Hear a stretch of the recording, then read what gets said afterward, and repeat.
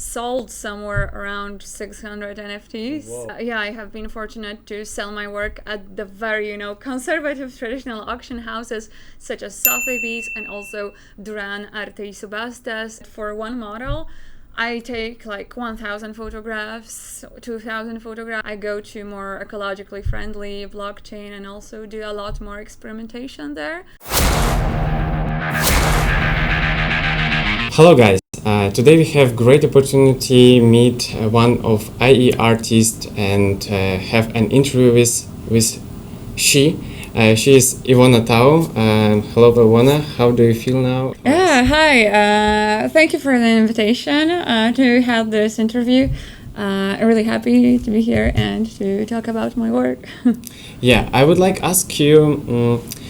I know that you making a photo around maybe more than 10 years. So what was inspired you to do this photo?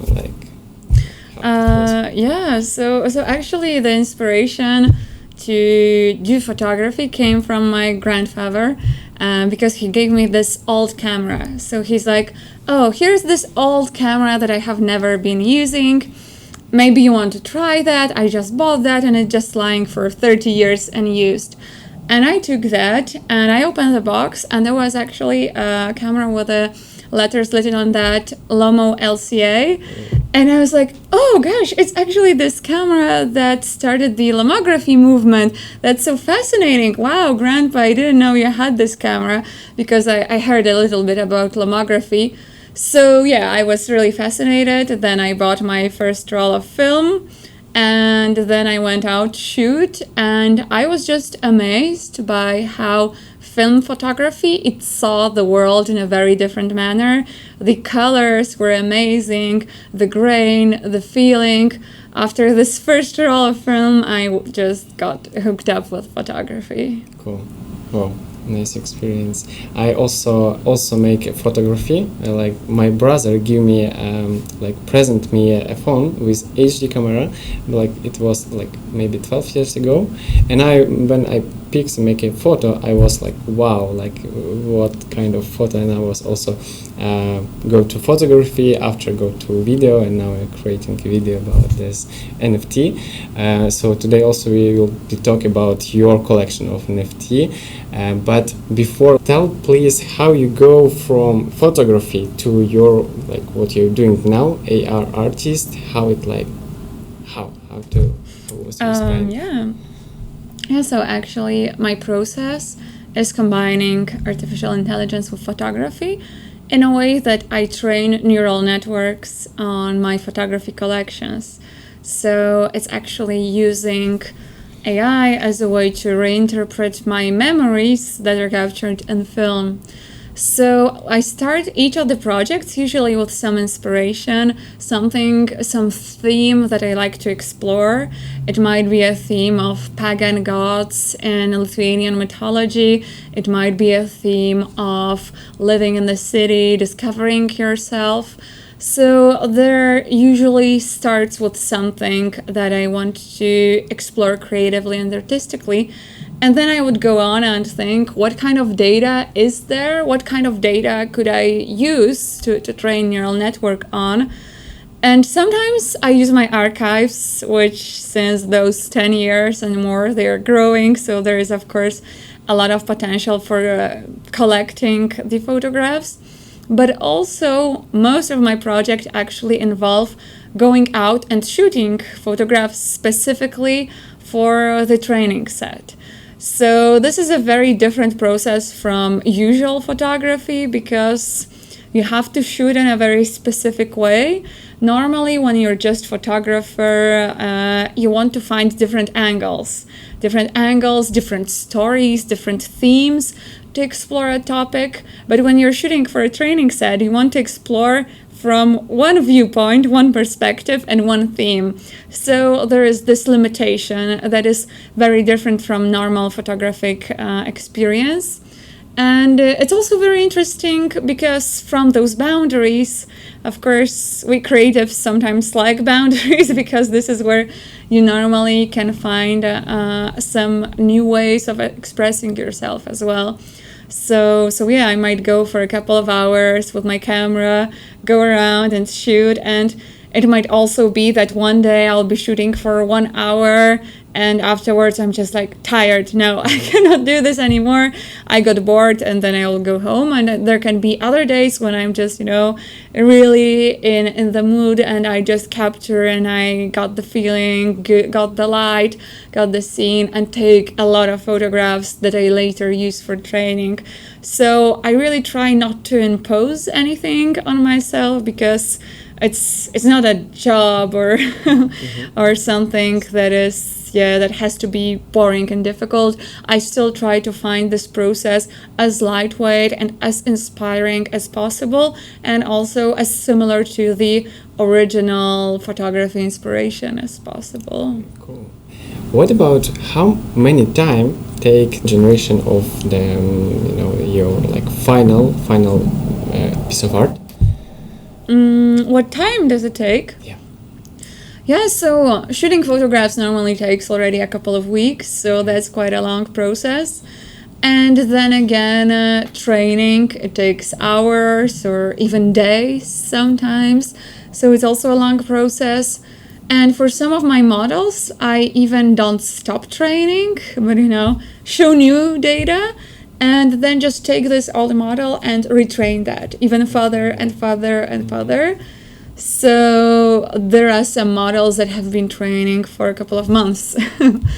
I mean, with pauses, not all the time, but yeah, sometimes this process is really long. Okay.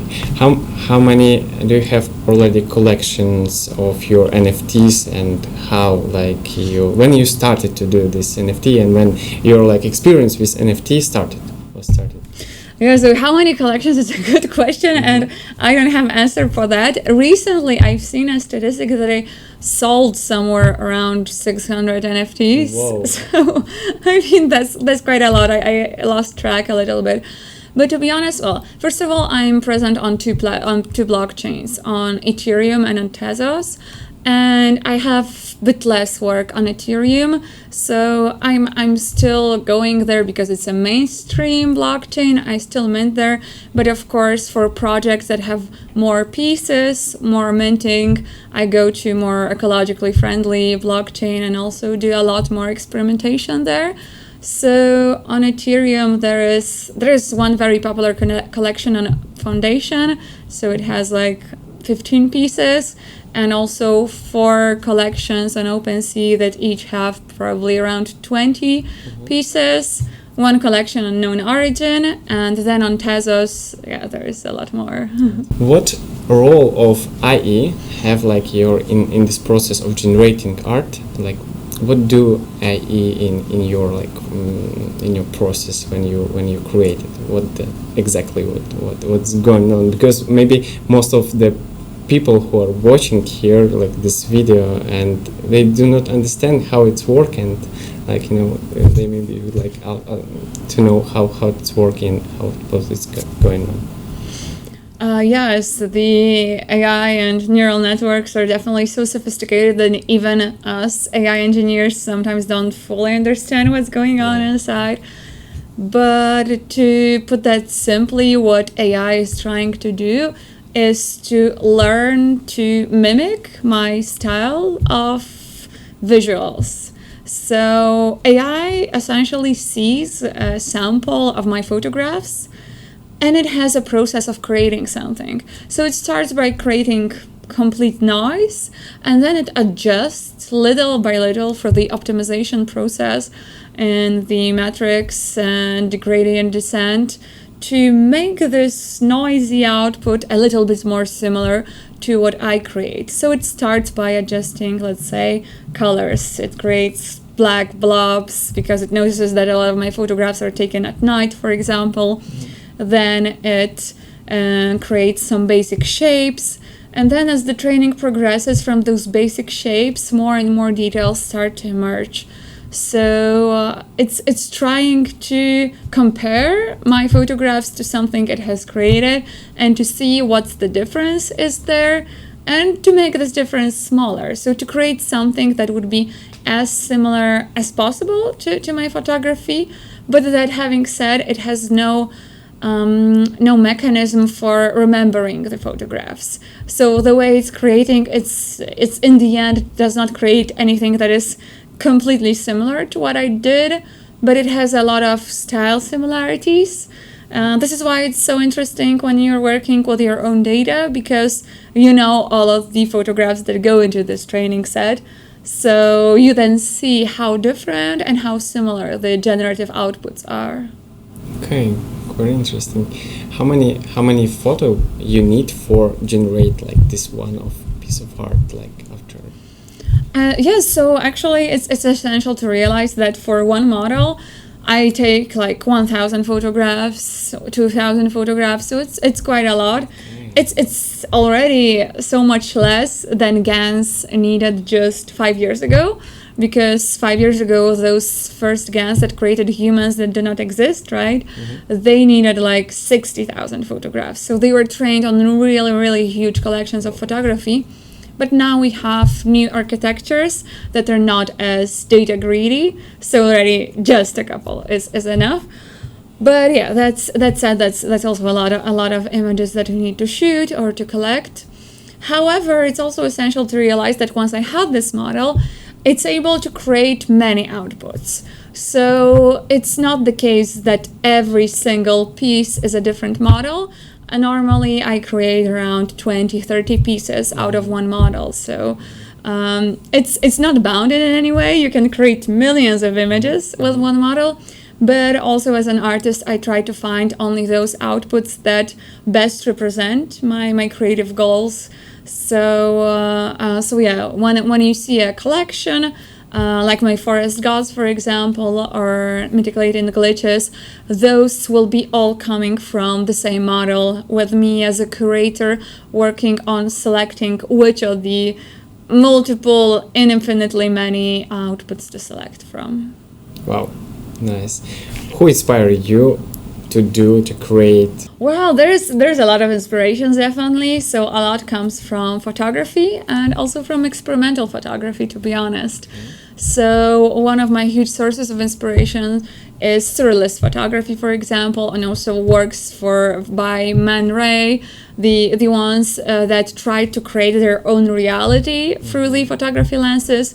That was a very interesting shift from the first photographers who tried, to capture reality, to capture all the world around them. And then afterwards, some of the photographers started experimenting, putting objects on photography paper, creating something that felt very surreal and did not really exist. So through the ends of abstraction, through the ends of very different and unexpected angle points, they found their new reality. And sometimes when I look at those photographs, they even look to me a little bit generative even. And I would also argue that a lot of the surrealists, if they were alive today, they would definitely be interested in works of AI and GANs. And there is a lot of similarities to automatonism movement and how early artists actually were trying to find ways to experiment with random forces, with automated tools, and also to find some unexpected forms in those processes. Well, I saw also you have experience, you sold the picture on Sotheby's. Tell us about this, because many of our also subscribers do not know about this and do not know maybe how it works, because they are already in the NFT space. So how it was like your experience? Yes, actually I'm very happy that my work is getting interested not only in the world of NFTs, but also in the more traditional art world. And I have been fortunate to sell my work at the very, conservative traditional auction houses such as Sotheby's and also Duran Arte y Subastas in Madrid and also in China in one of the auction houses. And it's really a surreal experience, to be honest, because at those auctions, at least the ones that I was in, my work was sold alongside some of the traditional stuff. So for Sotheby's, it was part of the auction for Burning Man Festival, charity event to raise funds. And the objects that were sold, they were like 10 NFTs, but also paintings, also digital art, even some physical objects such as a car, which is a very Burning Man kind of car, rocket ship car, or a bag, jewelry. So very interesting objects. So it's really interesting to see this kind of mix. And at Duran, at the same lot, there was actually a work by Salvador Dali that was sold, and it was for me such an amazing experience that you have, just bidding happening in this actual room gallery in Madrid where there are old people raising their I don't know how those things are called, but awesome. There are bids coming from the internet, from the live, and from the telephone. So yeah, it was actually the case with my work that was sold. It was sold for someone who was bidding on the telephone, so really old school way. Cool. And yeah, it was fascinating, but it was so stressful. It's so much more stressful than just sitting at home watching your foundation auction. I can imagine like how it was, but cool, nice. Tell us about the most expensive your art, which was sold, if it's not secret. Well, it's the one that was at Sotheby's, so I mean okay. It's the most prestigious auction house, so it's no wonder. Yeah, so that's one. Cool. I will ask you about your NFT collection. How do you make marketing? Do you need marketing, or you're like you are so professional in AE general arts, so you don't need to do marketing? Just drop it in your social media or in your website, and every your friends share it and sell that you wanna make a NFT. let's buy it. That's an excellent question, because in the NFT market, it's very important to have marketing, but also marketing works in a very different way than we are used to from the traditional marketing for physical goods, e-commerce, etc. So actually, one of the things that really drew me to Tezos and Hikatnank at the time was that I was able, just post a work anonymously there, not post about it on Twitter, Instagram, anywhere, just post it minted on Hikatnank and then get it sold. And for me, it was so refreshing that you didn't have to post or shill about your work on those shill threads. Buy my work. I really would have hated that. So I never really posted those kind of tweets. For me, it was really refreshing to just see the work being sold. I mean, at first my prices on Tezos were quite low, so maybe that's also the case why the works got sold out so quickly. But also, as I was creating more, as I was selling more, I started getting on the radar of some of the more serious collectors. And I would say that this is essentially the one most important part of marketing of NFTs is networking. Is finding the right people and, talking to the right people, and not only talking about, hey, look, it's my new NFT, because nobody would respond to that, but more of trying to make genuine connections, whether it's on the NFT events, whether it's on Twitter Spaces, on Clubhouse rooms, but just talking to people and talking about your process, because when they get to know you a bit, they will be even more interested in the art that you do, and then also they will recommend you. So that was also the case with some of my top collectors. One of them, for example, he noticed my work on some kind of Discord where some of my collectors shared that. So I did not ask that collector to share, but it just happened organically, and that's the best channel of kind of discovering art, because many collectors, they really like to discover this art. So that was also the case that one of the collectors, he was going around CryptoVoxel's space, and he stumbled upon some interesting work, but he was like, oh, this is cool, and then he forgot about it, and then afterwards he saw my work again, but then also it somehow it just disappeared somewhere.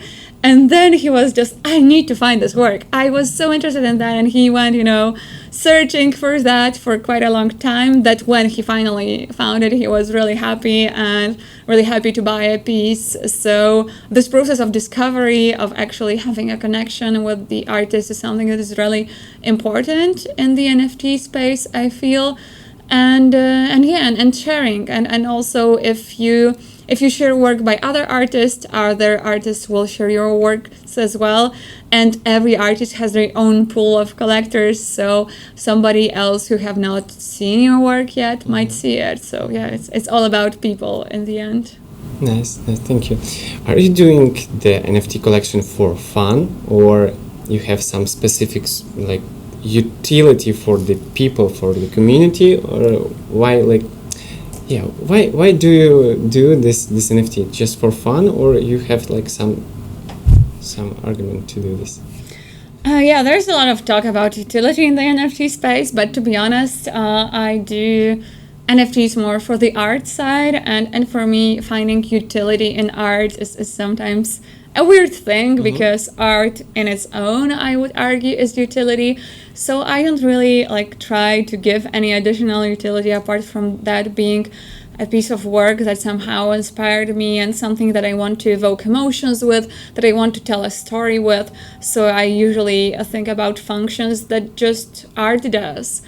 And that's mostly the case. So mostly the case that I want to tell a story, that I want to maybe get to know, from one hand side, know myself better, but also I want to have this emotional connection with the viewers, so that when I see people experiencing my work, I can see the emotions that they get created. And this is actually one of my biggest goals. And for example, I really liked that once during an exhibition, I did not really say that I'm the artist, because it was a group show, and I was just walking around the works, and nobody knew that I'm the artist behind those.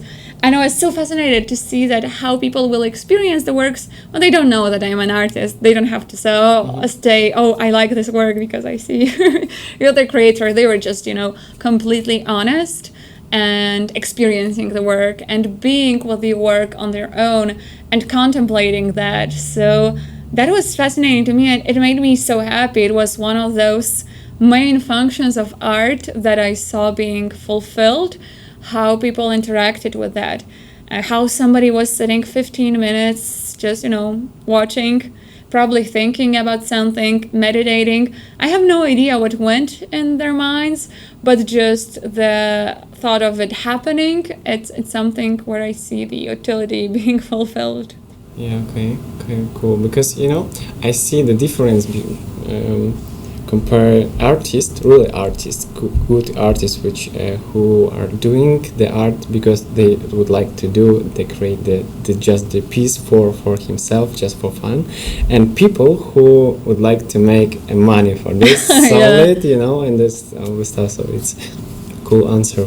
And thank you for this. You just partly say about this difference of utility, art, and NFT. What are you thinking about this market now and NFT? What's going on now, in this century in 2022? So what do you think? What do you maybe what will be in the future? What do you think now, and how it was a few years ago?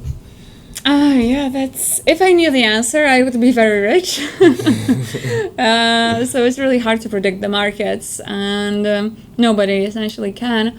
But I think that what we're experiencing right now is some kind of course, we're experiencing a crypto crash, and some of the disillusionment with a lot of really overhyped projects, over speculative projects. And I think that in the long term, it's actually good, because NFT space got populated by too many of PFP projects that got disappeared after, a few months, or just rug pulls or scams. There has been so much noise that the really good stuff really was not so loud to even be noticed. And most of the media were actually talking about, only PFPs or scams, or, some celebrity going into NFTs who just published one NFT and then went home with millions of bags. So I would say that this kind of bubble burst is good for the markets in the long run, because then only the most interesting, most trustworthy projects will actually prevail. And also historically, in the bear markets and the crashes, we've seen a lot of good stuff being built. So when there is no pressure to sell, people are actually starting to build stuff. Actually, today I read a very interesting quote that said that during the last crash of crypto, it was quite natural because 99% of that was speculation and 1% was actual real stuff. Now we maybe see like 85% speculation and 15% good stuff. So it's already getting better. but nonetheless, this crash has to happen so that this 85% of speculation goes away. And yeah, it's just the way it goes. So I would say it's just another cycle that we need to go through. Go through that, yes, yeah. For sure. What you can recommend for our subscribers or like our like visitors which see this video and listen me? So what you can recommend for them in this market, in this like stage of market and the life? Maybe also part of them are also creators of NFTs, so you can also. So I would say one of the best virtues is patience. And especially in such time like that, patience is the key. And building. I would say that focus on building whatever it is that you're building. If you're a creator, then creating. And we used to create when we did not sell, so we can come back to that and just create without selling, and then afterwards focus on marketing. When the next bull comes, we can just run for that. But essentially to focus this time on kind of figuring out what's the most important, what's the most valuable, and also what is that in for you that you want to achieve. Is that the community side? Because if so, then community is not going anywhere. Those people are still around. You can still meet them. You can still talk to them. And meeting the good people is actually one of the best things I would say about Web3, because it's just so much easier to meet those people who are actually very established people in the real world or in the art world or in the industry. So just focus on those good things that don't have monetary value, and the monetary will come later, nonetheless. Yeah, for sure. Yeah, thank you for this. It's cool. So guys, our review goes to end, but in the finish, on the end of the review, we'll create like with Ivona contest for you. So Ivona will tell you what you need to do for get a prize. Prize will be announced, but yeah. So. So essentially the question, and the winner has to answer the question, what was my first ever NFT? So dig around a little bit because my NFTs and collections are a little bit here and there. So yeah, which one was the first? Write the title in comments. Okay. Yeah. Good luck, guys. So if you will be the first, just write me and we will contact and send you the prize. But which prize? It's a secret. Maybe it will be announced soon. Also, I would like to tell you that we now making this review first in Poland, HT NFT Gallery, which based in the center of Warsaw. So you can also find maybe some pictures and maybe some videos how Ivona presented here your work. So also here is a lot of screens which you can find here and look how it's looking, how it's working, the NFT gallery in Poland. So welcome here. Thank you, Ivona, for your time that you come and make a review with me. I'm so glad to make it with you and have this kind of experience. Thank you so much for inviting me here, and also it was a very fascinating discussion to have. So yeah, thanks again, and good luck. Yeah. See you. Good luck. Dziękuję Ci bardzo. Okay, super, dzięki. Cześć. Mam nadzieję, że się nagrywało, teraz się okaże, że nie wyszło. Dziękuję Ci bardzo. Dzięki.